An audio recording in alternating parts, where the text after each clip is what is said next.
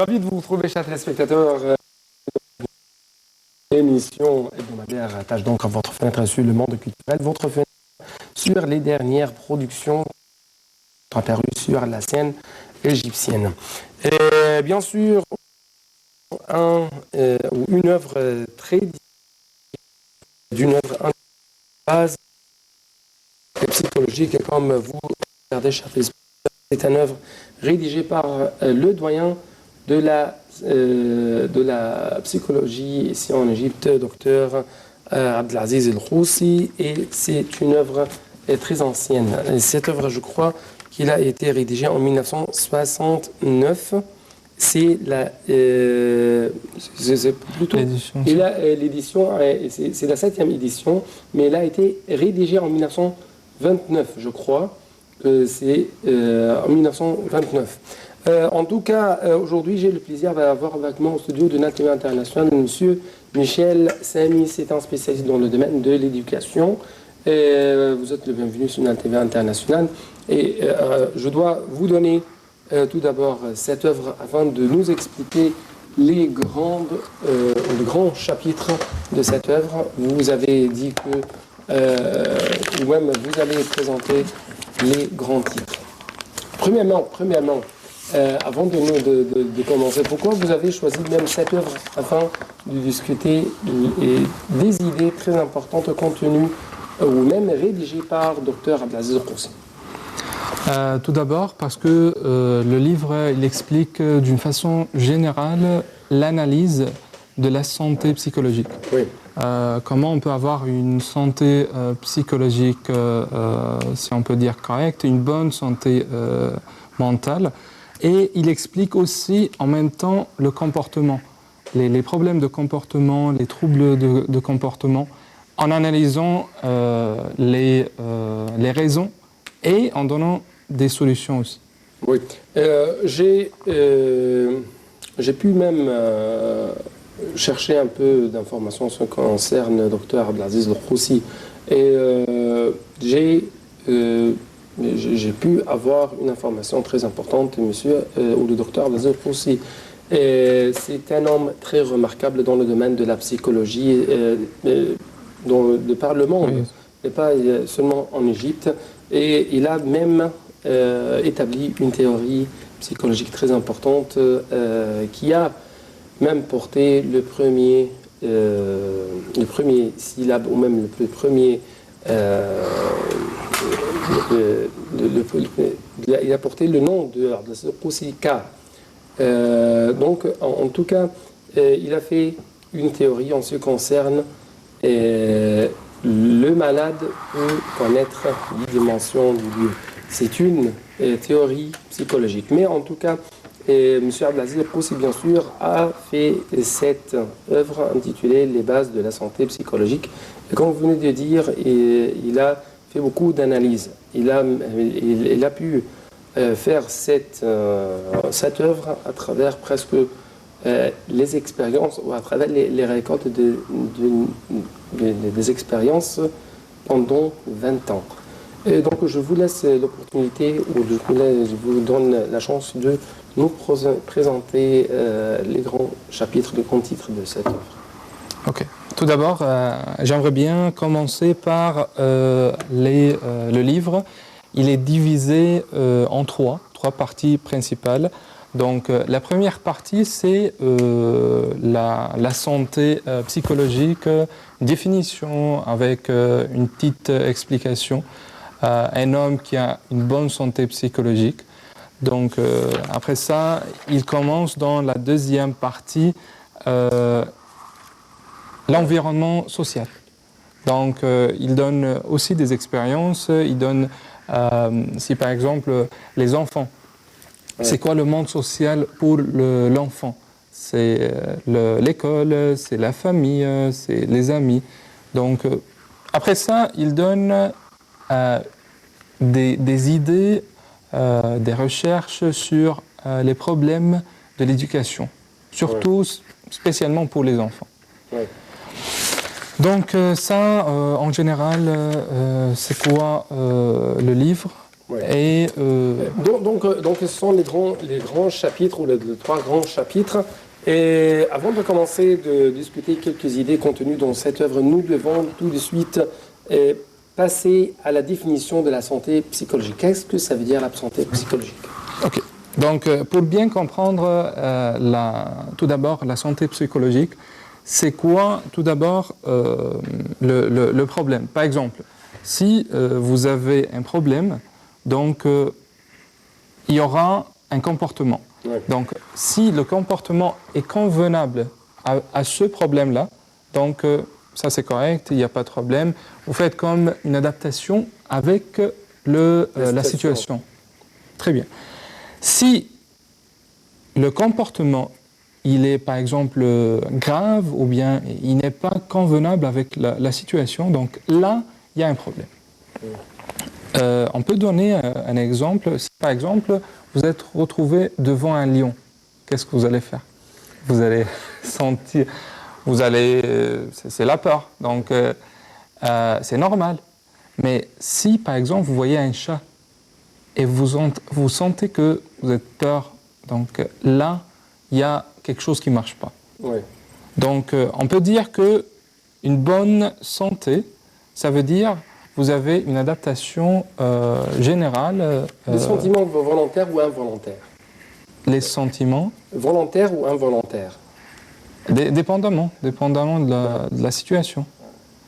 Et aussi la compétence d'affronter les problèmes, les petits problèmes. Donc, si par exemple, on parle d'une définition pour la santé psychologique, donc c'est une compétence pour affronter les petits problèmes et aussi l'adaptation pour les différentes situations. Et à la fin, c'est de sentir le bonheur. Oui. Ça, c'est une personne qui a une santé psychologique, disons, à 100%. Oui. Passons à une autre question très importante, c'est la relation entre la psychologie et la physiologie de l'homme. C'est-à-dire entre, si je peux dire, entre le corps et la psychologie, l'âme de l'individu. Bien sûr, si on parle par exemple, vous donnez aussi un exemple, un conflit intérieur. Par exemple, si vous êtes dans la guerre, vous êtes devant l'ennemi. Sacrifiez votre âme, soit dans ce cas-là, soit vous perdez la patrie. Il y a toujours ce conflit. Il y a toujours un conflit entre, par exemple, si vous avez faim, donc soit vous n'avez pas d'argent, vous avez faim, donc soit vous allez voler, soit non, vous restez faim. Donc il y a toujours ce conflit-là. Donc si vous êtes, ou bien si vous pouvez prendre la bonne décision entre les conflits en général, donc là on peut dire que vous avez vraiment une bonne direction vers une bonne santé. Et ça vient par exemple d'une philosophie, si on peut dire une philosophie sociale, si on peut dire la religion. Donc vous pouvez prendre vos décisions à travers ça. Ouais. Donc ça, il n'y a pas vraiment une différence entre une personne qui a une bonne santé psychologique, une autre personne, on peut dire non, cette personne-là, il n'a pas. Il y a toujours ce qu'on appelle les degrés, ça veut dire les niveaux. Cette personne, il a une bonne santé de cet niveau, etc. Oui. Donc, vous avez d'autres explications vous voulez dire? Oui, revenons à votre point, cette relation entre les deux. Tout d'abord, si on a un problème de comportement, ouais. Si par exemple votre enfant à la maison, il ment, ah, le mensonge n'est pas bien. Mais pourquoi il ment? Tu parles avec lui, tu lui donnes le temps, tu fais beaucoup d'activités avec lui. Pourquoi il ment? Donc, avant de se baser sur une étude scientifique, on donne ça comme des raisons, soit des raisons génétiques ou bien soit des raisons physiques. Oui, mais avant Oui. tout, nous devons attaquer les problèmes de l'attitude, le problème du comportement, que ce soit chez un individu ou chez un enfant. C'est un homme âgé ou un homme mature et un enfant. Quels sont les problèmes de l'attitude ou du comportement, d'après vous? Oui, une très bonne question. Le problème de l'attitude, par exemple, c'est, on peut dire, en premier, les problèmes qu'on peut affronter tous les jours, soit avec un enfant ou bien un adulte, comme par exemple un mensonge. Ouais. Il y a des problèmes spécifications pour les enfants, comme par exemple des problèmes avec l'éducation, disons un enfant qui oublie toujours. Donc, ça ce sont les grands problèmes qu'on peut affronter et qu'on peut facilement régler ce problème-là avec des manières très faciles. Donc, si par exemple... Oui, oui, vous voulez donner un exemple, je crois. oui, c'est ça. Si par exemple, vous trouvez que votre enfant il ment, il fait quelque chose comme ça, donc il faut tout d'abord analyser d'où vient le comportement. Oui. Et ce sont les facteurs qui affectent le comportement de cet enfant. C'est-à-dire, est-ce que ce sont des facteurs de l'environnement ou des facteurs génétiques, par exemple? Très bien, vous attaquez le point. Il y a vraiment deux facteurs qui peuvent donner ce comportement, des facteurs de l'environnement et des facteurs génétiques. Et on peut dire par exemple que les facteurs de l'environnement ont un pourcentage un peu plus parce que ça diffère d'une place à l'autre, d'un pays à l'autre, d'un environnement à l'autre, dépendamment. Ouais. Mais les facteurs génétiques, par exemple, comme l'intelligence, si vous analysez à travers aussi le Galton, il a fait une petite recherche concernant l'intelligence. Il a trouvé à la fin que la plupart des personnes qui travaillent dans des métiers qui nécessitent de penser, d'analyser, de trouver des idées. Donc, eux, ils ont des enfants très intelligents. Ouais. Donc, on peut dire que l'intelligence parmi les facteurs génétiques. Ouais. Mais parmi les facteurs de l'environnement, par exemple, les facteurs environnementaux, par exemple, c'est les attitudes des autres à l'égard de cet enfant. Par exemple, il ne faut pas appeler l'enfant s'il a fait n'importe quoi, tu es un stupide, tu es un criminel, ainsi de suite, parce que cela va affecter, ou plutôt ça va amplifier son comportement passif. C'est ça. N'est-ce pas? Oui, exactement. Avec ça, on peut dire que ces facteurs-là de l'environnement, ce sont vraiment des facteurs qu'on peut éviter à travers l'éducation, la bonne éducation avec l'enfant, à travers des autres manières qu'on va voir ça plus tard ensemble. Ouais. Autre question, cette fois-ci, c'est le corps et la mentalité, ou le corps et l'esprit. Il y a une relation très étroite entre les deux. Quelle est cette relation? Je vais vous dire quelque chose.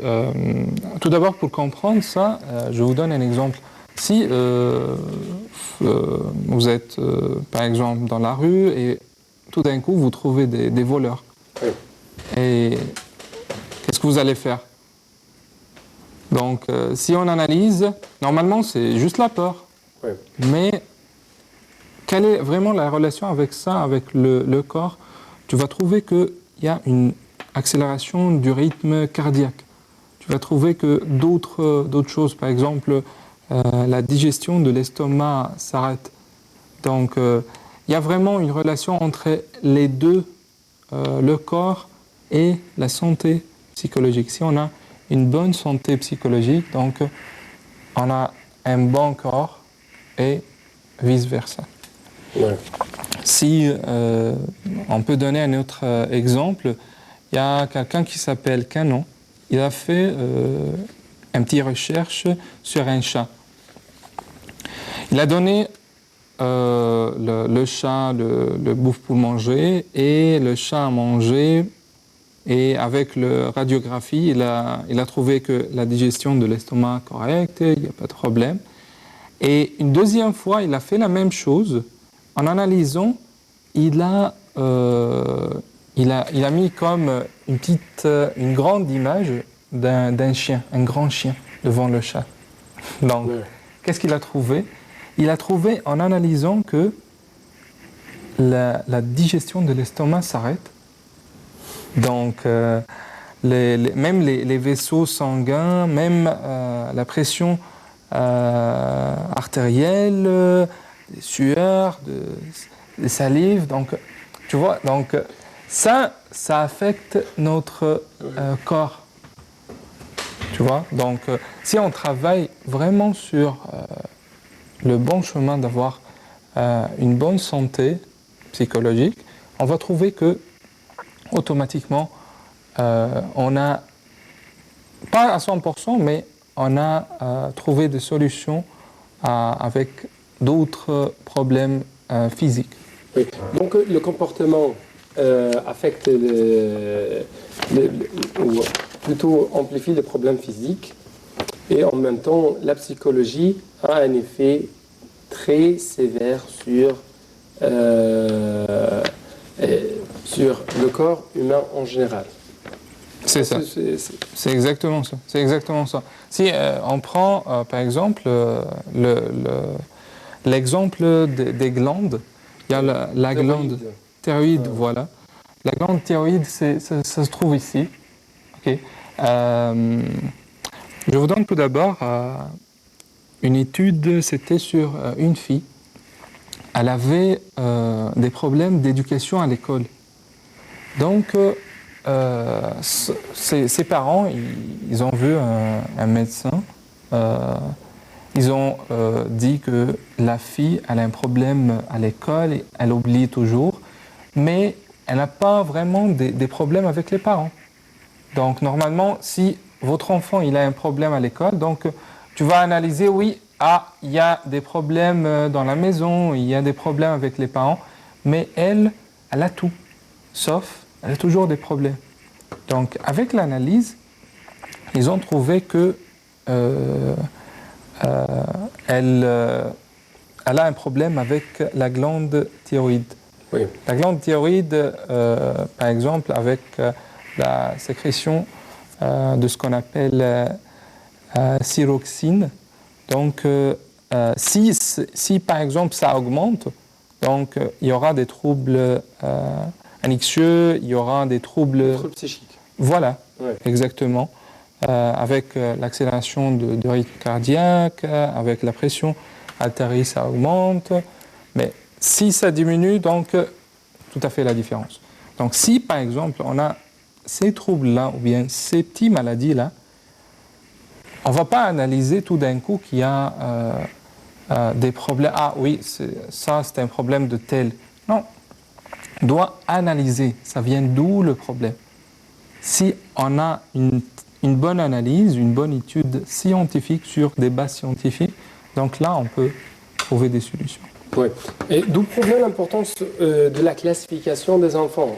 Cet enfant, par exemple, c'est un hyperactif, c'est un passif, c'est un actif seulement. C'est-à-dire à travers la découverte de telles maladies, de tels, si je peux dire, déséquilibres dans les glandes thyroïdes ou dans les autres glandes, nous pouvons explorer ou découvrir ou même révéler les secrets derrière n'importe quel comportement qui ne marche pas ou qui n'est pas convenable avec la situation. Tout à fait, tout à fait, Pas tout à fait, tout à fait. Même avec les adultes. Il y a aussi une étude, c'était sur une femme, même près de l'histoire du chat. C'était un professeur qui a fait une étude sur la digestion de l'estomac. Ouais. Donc cette femme-là, elle a vu le professeur et il a trouvé que la digestion de l'estomac s'arrêtait sans raison. Donc avec l'analyse, il a parlé beaucoup avec la femme. Il n'y a pas vraiment quelque chose avec l'estomac. Il n'y a pas des choses vraiment physiques. Tout est correct. Sauf que la nuit avant ce jour-là, son mari, il a quitté la maison. Ouais. Et elle connaît pas il est où. Donc tout d'un coup, si tu as des problèmes comme ces problèmes-là, donc ça affecte aussi le corps. Donc le même exemple, presque le même exemple, avec par exemple dans les examens. Pourquoi on a mal au ventre? Pourquoi c'est pas parce que vraiment il y a un problème physique, mais il y a des problèmes dans notre santé mentale ou bien psychologique. Oui. Il y a une autre question, c'est comment satisfaire les besoins essentiels de l'homme, comme par exemple l'amour. Très très bonne question. Très bonne question. On peut par exemple analyser un peu, puisque vous attaquez le point, les émotions. Je vais vous poser une question. Pourquoi, par exemple, vous aimez votre mère ou bien pourquoi vous aimez votre femme? C'est parce que il y a des situations répétitives d'amour, n'est-ce pas? Donc là, c'est une obligation. Parfois. Si vous trouvez qu'il y a des situations qui se répètent, des situations de bonheur, donc là, vous aimez cet homme, là, l'émotion, ça devient une émotion d'amour. Ouais. Okay. Si ça se répète des situations qui n'est pas des bonnes situations, si ça se répète des expériences, des mauvaises expériences, donc là, ça devient une autre, tout à fait la différence, une autre émotion, qui n'est pas vraiment amour. Donc, la même chose pour les amants. Pourquoi vous aimez quelqu'un, vous n'aimez pas l'autre? Parce qu'il y a, par exemple, il y a toujours des expériences d'amour. Il m'a fait un cadeau, il m'a donné quelque chose que j'ai besoin. Donc, si ça se répète, ces situations-là, donc on a l'émotion de l'amour. Oui. Les émotions, les expériences, c'est une chose toujours passée par les hommes et les femmes même dans le quotidien, mais il y a un principe très important même dans le domaine de la santé psychologique. L'homme ne doit pas être une victime ou un captif pour n'importe quelle expérience, n'est-ce pas?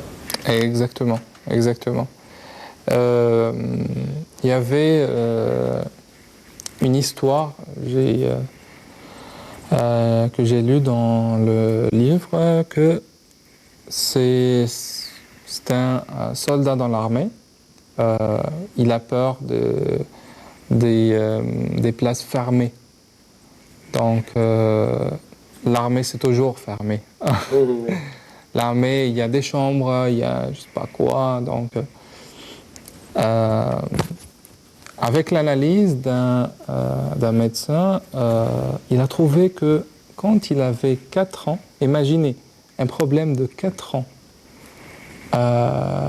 il a visité quelqu'un, je ne sais pas qui, et quand il retourne à la maison, il y avait à la fin de la rue un chien, et à l'autre côté, c'est fermé. Donc, il n'a pas le choix. Et à partir de ce moment-là, il a toujours des problèmes avec les places fermées. Ouais. Donc, qu'est-ce qu'il a fait Louis, ou bien qu'est-ce qu'il a fait les parents, qu'est-ce qu'ils ont fait? Ils ont obligé l'enfant d'oublier cette expérience. Au lieu d'analyser, au lieu de mettre ça à part, ils ont obligé l'enfant d'oublier ça carrément. Et ils ont dit que tu dois être courageux, tu dois être je ne sais pas quoi. Ça, qu'est-ce qu'il a fait dans sa santé psychologique? Ça devient dans un côté, mais ça reste dans sa santé psychologique. Il n'a pas oublié, ça reste toujours. Mais avec ses paroles, avec ces mots qu'on peut utiliser, ça ne donne pas des solutions. Oui, il faut faire quoi? Il faut faire quoi dans ces situations-là? Par exemple, s'il est un enfant comme celui-là, donc c'est facile de parler avec lui, d'analyser ses sentiments. Qu'est-ce qui se passait? Ah, t'as peur? Oui, c'est normal. Tu parles avec lui. Moi aussi, j'ai peur. Mais il y avait des situations telles et telles et telles. De faire sortir cette expérience de lui. Tu vois? De ne pas mettre l'expérience dedans. Il faut extérioriser l'expérience. Exactement. Ouais. Exactement. Ça va aider beaucoup l'enfant à avoir une bonne santé psychologique. Ça va aider aussi l'enfant à surmonter d'autres mauvaises expériences. Il ne faut pas que l'enfant ait peur de ses sentiments. Voilà. Il faut extérioriser ses sentiments. Il faut expliquer ses sentiments à ses parents ou à son parent. Et par conséquent, les parents doivent les analyser, les parents doivent même dire comment vous devez surmonter de tels sentiments passifs. N'est-ce pas? Exactement, exactement. En tout cas, c'est malheureusement le temps a terminé. C'est pourquoi permettez-moi de vous remercier infiniment pour votre explication et pour ce petit conseil que nous avons eu à la fin de cette édition. Monsieur Michel Sami, spécialiste dans le domaine de l'éducation, avec plus de précision dans le domaine de l'éducation de l'enfant. Merci beaucoup. Merci à vous. Merci à vous, ça me fait plaisir. Merci beaucoup, monsieur. Et c'était tout pour cette édition, chers téléspectateurs.